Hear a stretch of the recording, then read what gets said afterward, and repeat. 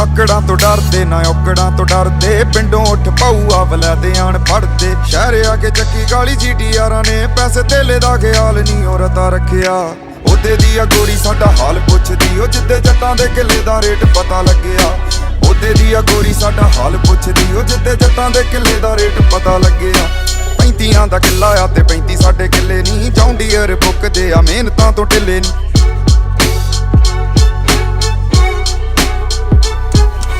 35 ਦਾ ਕਿੱਲਾ ਆ ਤੇ 35 ਸਾਡੇ ਕਿੱਲੇ ਨਹੀਂ, ਜੌਂਡੀਅਰ ਬੁੱਕਦੇ ਆ ਮਿਹਨਤਾਂ ਤੋਂ ਢਿੱਲੇ ਨਹੀਂ। ਸਾਨੂੰ ਲਾਡ ਕਰ ਗਈਆਂ ਠੱਗੀ ਮਾਰ ਲਈ, ਪਰ ਅਸੀਂ ਨਾ ਕਿਸੇ ਨੂੰ ਅੱਜ ਤੱਕ ਠੱਗਿਆ। ਉਹਦੇ ਦੀ ਆ ਗੋਰੀ ਸਾਡਾ ਹਾਲ ਪੁੱਛਦੀ, ਉਹ ਜਿੱਥੇ ਜੱਟਾਂ